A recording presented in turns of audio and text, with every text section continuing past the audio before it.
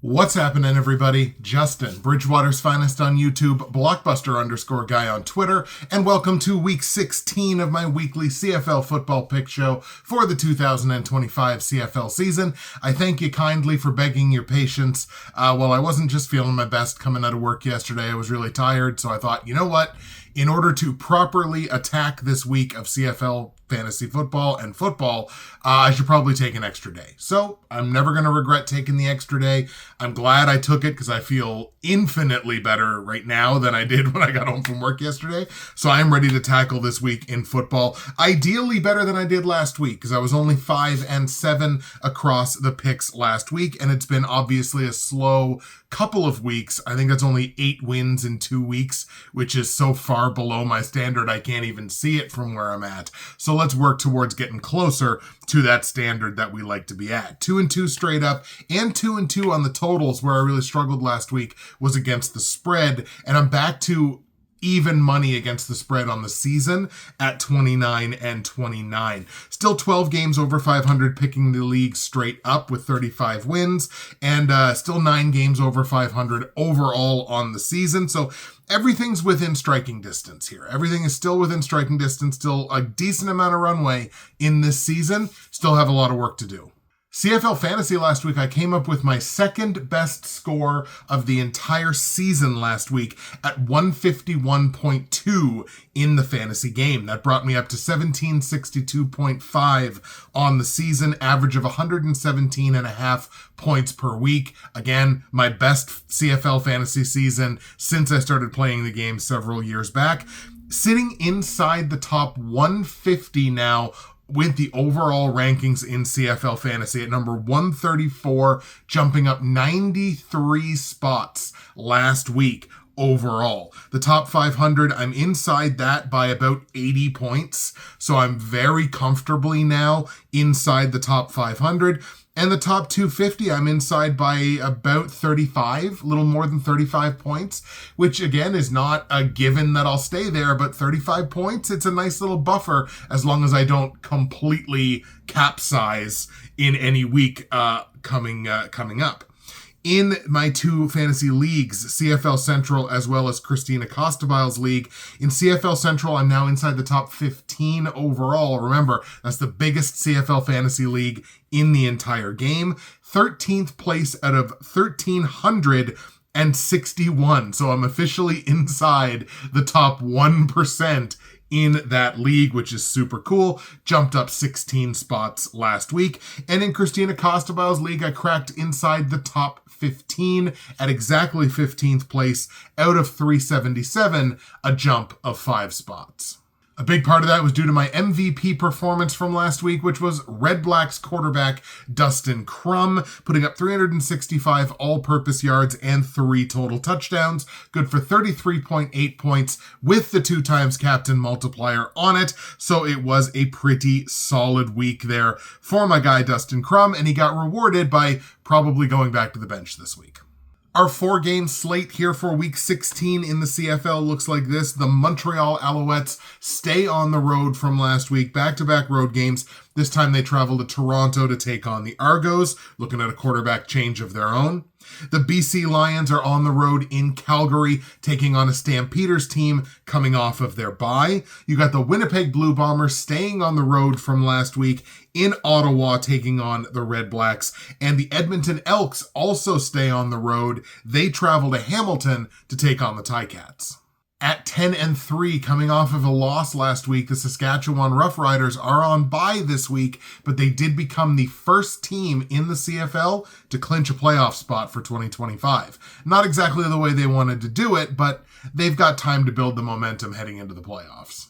So let's start with that game in Toronto. Alouettes in Toronto taking on the Argos. The Owls bust their losing skid last week thanks to a Herculean return from McLeod Bethel-Thompson at the quarterback position. 379 yards passing, 3 touchdowns and no picks, which is a big deal for a quarterback that's been a little turnover prone over his last couple of seasons. Meanwhile, the Argos dropping 28 second half points on the Edmonton Elks, who have been playing pretty well on defense lately. Argos put up 28 points in the second half, winning their third straight game via a walk-off from the great Lyram Haralahu. Rather than being Travis Thies, it was in fact Stevie Scott III who paced the Alouettes in the run game after Travis went down to an injury. Scott putting up 19 carries for $125 on the ground. And oh my God, Tyson Philpott. Welcome back, Tyson Philpott. Caught all 9 of his targets in that game last week, 238 receiving yards, and a pair of those 3 MBT touchdowns. Meanwhile, despite that comeback, Nick Arbuckle tossing 4 interceptions for the Argos last week. Look, they were in a position where they needed to come back. He had to go a little gunslinger. The interceptions are going to crawl up. He threw 4, which was not great. He allegedly gets hurt. Jared Daig, who's going to be getting the start for the Argos this week, leads that game-winning drive. I think it's fair to ask if we just saw Nick Arbuckle's last start of 2025, because now, Chad Kelly is pretty close to being back, and there's all the franchise quarterback talk and everything like that. And I know I kind of pounded my chest here last week about how, they can say whatever they want. Nick Arbuckle's done this and done this. You go out there and you throw 4 interceptions, and then another guy leads a game-winning drive. Doesn't exactly look great for you, does it? Both of these teams are coming off of wins, obviously, last week. The Argos, like I mentioned, have won 3 consecutive games, so they might only be 5-8, but 3 weeks ago, they were 2-8. So look, that matters, obviously. Getting hot at the right time heading into a potential postseason berth. You got the Alouettes here. Both of these teams are trying to gain some ground on the Ticats, who obviously close out the week, like I mentioned, against Edmonton. Both of these teams kind of need it. Worth mentioning, Montreal is on the short week, having closed the week last week and opened the week this week. So kind of on a bit of a short week thing here, but I think what I'm going to do is I'm going to lean on the fact that the Alouettes have played very well against division rivals this season. They've won 4 of their 6 games against the East Division. MBT was very impressive. Let's see what he's got queued up for an encore. I like the Alouettes in this spot, and I'm not completely against Jared Daig, as we're going to talk about here in a second when we talk about the spread, which was crazy in this one. I kind of have a better feeling about Montreal. So give me the Als on the road here in Toronto to get the win over the Argos. Now, we got to talk about the spread for this game, because obviously when you have a season like Nick Arbuckle has had and they go to somebody else, it's obviously going to have an impact. The line for this game opened with the Toronto Argos a 1.5 favorite. It currently sits at Toronto +7. An 8.5 point swing. I mean, we're talking about, that characterizes Daig like he's doesn't speak the language, has never played a down of football in his life, has 1 leg and 1 eye, and is nicknamed Lucky. We're still talking about a professional quarterback here. 8.5 points? It's insulting, really. There's no other way to characterize that. That's an insult for somebody that's a professional athlete. Now, do I think he's as good as Nick Arbuckle? Probably not. But 8.5 points? 8.5 points is wild. Give me the Argos plus the 7 points. For sure. I wasn't going to take a -1.5 because obviously I like Montreal to win. Do I think Montreal is a full touchdown better than Toronto right now, coming off of 3 straight wins? I definitely don't. So Montreal wins, but give me that +7 on the Argos, because that is ridiculous. Total in the game has also dropped 4 points, was originally 54.5, is now a 50.5. I'm fine with that because I only thought the game was going to get into a mid-40 anyway, so it does not change my pick. I'm very comfy to go under on this number. Under 50.5 points in Montreal-Toronto. I'm going to go a 26-20. I think the Argos backdoor cover this number. Montreal wins. Argos plus the 7, under on the 50.5 points. You may notice it's getting darker. There's like this big, ominous dark cloud outside. I'm sure that's a great sign. All right, Lions and Stampeders are up next. This game taking place in Calgary. The Lions win a shootout last week against Ottawa as Nathan Rourke does outlast Dustin Crum. I talked about Crum's game. Nathan Rourke had 344 all-purpose yards, also had 3 total touchdowns, outlasted Dustin Crum, and BC kind of got their revenge for the Crum back game from a couple of weeks back. The Stampeders coming off their bye this week at 8-4 in the driver's seat for a home playoff game. And when you look at how good Calgary has been, not only against their own division, but at home, that home playoff game for both of these teams is critical, but especially for Calgary. I mean, Calgary could go on a Grey Cup run here if they get that home playoff game. I was super impressed last week with the BC Lions pass rush. They dialed up 7 quarterback sacks, and look, Ottawa's offensive line has been bad all season long, but to get that against, an ultra mobile quarterback and to do it 2 weeks in a row over the last 2 games, the 2 games against Ottawa, they got to the quarterback 11 times in 2 games. The pass rush has looked great over the last couple of weeks. Calgary, however, allows the second fewest quarterback sacks in the league. So there's the matchup to watch that might determine this game. The Lions pass rush against the offensive line of the Stampeders. Second fewest sacks allowed, 11 sacks in 2 games. Let's see who wins. This to me is unquestionably the most critical game of the 2025 season for the Calgary Stampeders. Again, we talk about how important that home playoff game is. It's not a lock at this point. They're in the driver's seat, but it's not a lock. And I mean, look, Saskatchewan is still catchable here for the number 1 seed in the West Division. Saski's got 10 wins. Calgary's got 8. It's not out of the question here that Calgary should still be looking to chase the Riders down, especially coming off the game the Riders had last week. Like, it's critically important here with the Riders on bye for Calgary to win this game. This is why it's their most critical game of 2025 to me. Even though the Stamps are coming off of a loss in their last game, again, they're fresh off the bye, and they've been so good against West Division opponents this year, 6-1 against teams from the West. Meanwhile, BC has struggled against their division rivals, putting up just a 2-4 record in 6 games against the West Division. I'm very comfy going with the Calgary Stampeders in this game. Let's take Calgary to get the win over BC. On the line, the Stamps are laying -5.5 here as a pretty strong home favorite.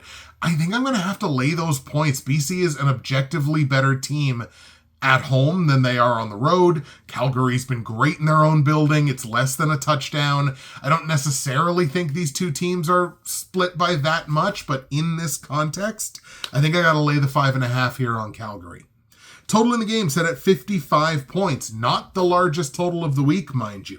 55 points. I like the under here. I don't quite think it gets to 50. Give me like a 28-20 final here for the Stampeders, who win and cover, and give me the under on the points.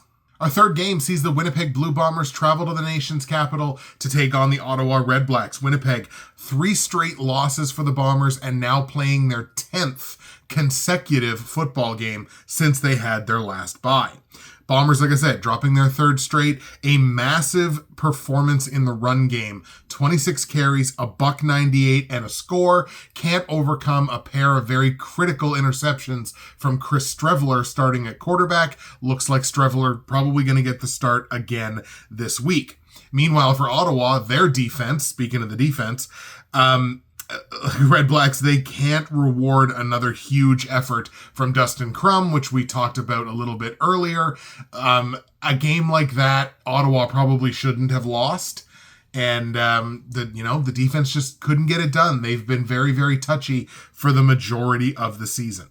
The Bombers just 3 for 6 in the red zone during this losing skid. So, first of all, 3 games. They've only gotten in the red zone 6 times. That's a bit of a red flag on its own.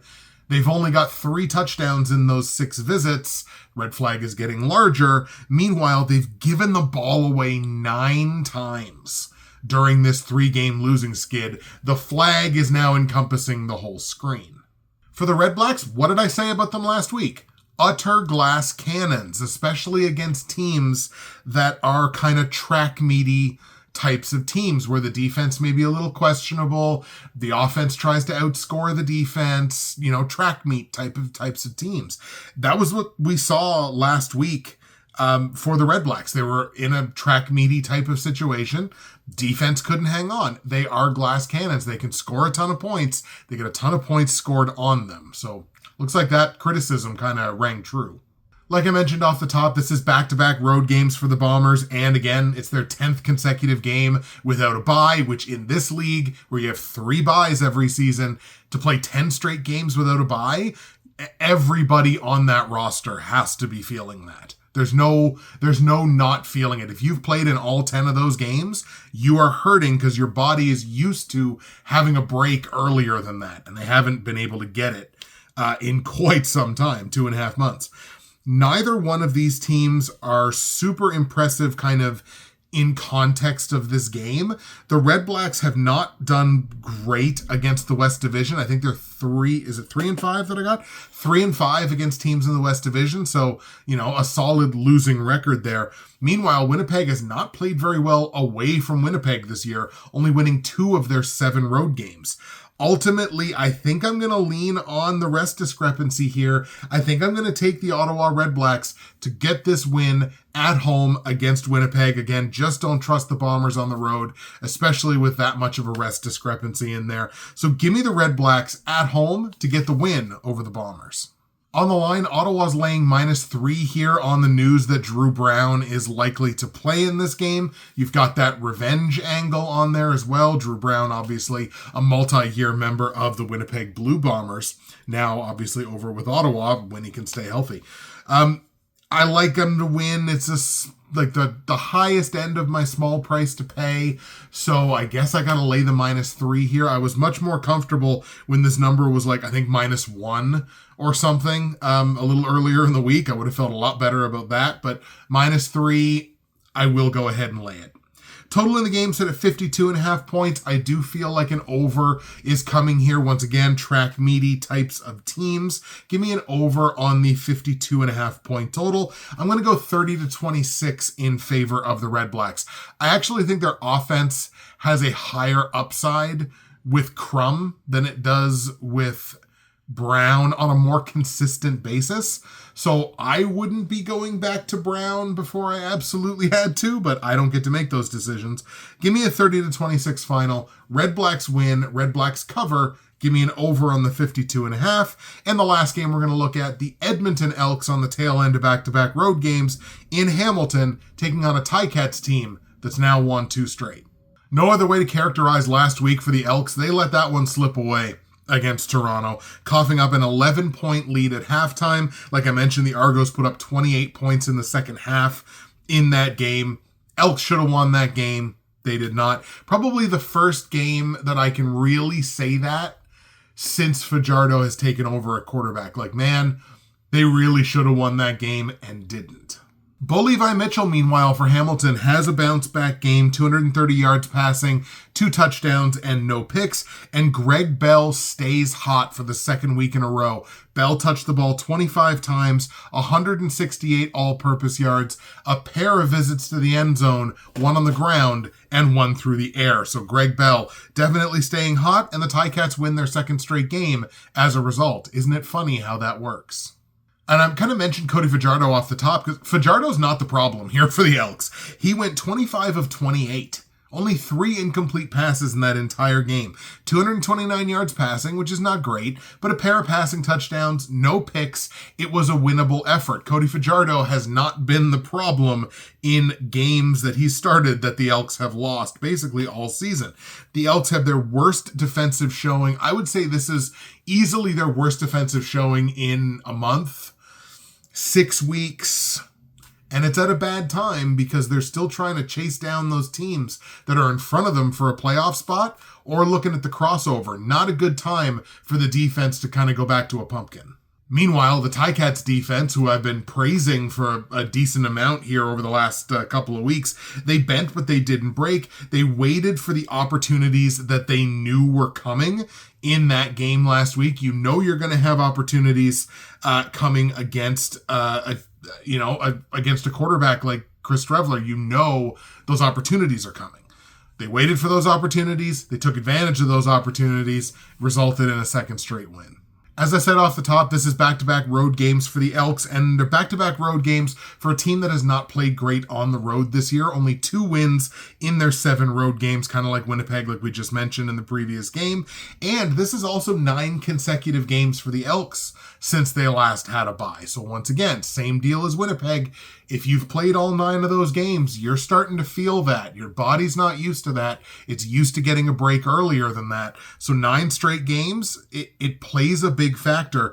And especially when you're on the road for a second straight, it just makes it all the tougher. Little things like that, I think, lead to losses. So I'm going to take the Ticats here at home to get a 3rd straight win and beat the Elks.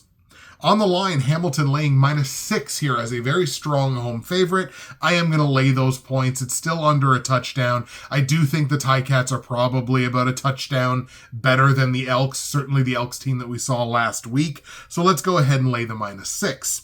Total in the game, the biggest total of the week at 56.5 points. I'm not going to bite on the over here. That number kind of keeps climbing. I feel like I've kind of priced myself out of an over. Give me the under on this one. I think like a 31-20 is a really reasonable final score in this game. So Ticats win, Ticats cover the -6, and give me an under on that big point total. Now, let's see if we can't follow up my second highest scoring week with another biggie in CFL Fantasy. My Week 16 CFL Fantasy roster is right in front of your eyes right now, and you're going to notice right off the top my quarterback decision, McLeod Bethel Thompson. Obviously off of that big game that he had last week for the Owls, and he's only $10,000. So when most of the other, viable quarterback options are all max money, you look at a guy that's only going to cost you 10 grand and you're just like, wow, my God, what a steal. So I actually like taking MBT there and stacking him with Tyson Philpott. Obviously, the connection was real last week. We see if they can follow that up again this week. I'm also going to stick with the Ticats on the defensive side. Again, I only have Edmonton getting to 20 points, but we're going to take them. They're still only like 6,000 something. So it's a decently priced option here where you really don't have to kind of go dumpster diving. The running back position, I think, is really interesting. We're going to go Brady Oliveira. Again, the touches have been just massive for Brady over the last 3 weeks. He's been the majority of the Bombers' offense. And again, with Strevler at quarterback, I kind of have to downgrade most of the pass catchers. We're also going to bite on a couple of value plays. Stevie Scott, with the Travis Thies injury, it looks like Scott's going to get the start here. And he's only like $3,000, $3,500. Crazy value play for a guy who, based on everybody else that's injured, is probably going to get bell cow touches. And O.J. Hilaire for the Edmonton Elks, only about $5,500, I think it is. He's been steadily more involved in the pass game for the Elks. I think he's only missed maybe 2 or 3 of his targets over the last 3 games. He's building rapport, building trust with Cody Fajardo. And again, his slice of the pie has been gradually increasing over the last 3 weeks. Gonna go with Greg Bell as well at the flex. Now again, couple of really huge games here for Bell. What I will say is with this roster, I do have the dollars set aside where if I want to change Greg Bell to Justin Rankin, I can do that. And Rankin's been such a massive part of the Elks on the offensive side. But obviously over the last couple of weeks, you can say the same for Bell and Hamilton. Right now, we're going to go with Bell. If I decide to make that change, as always, I'll let you know down in the comments.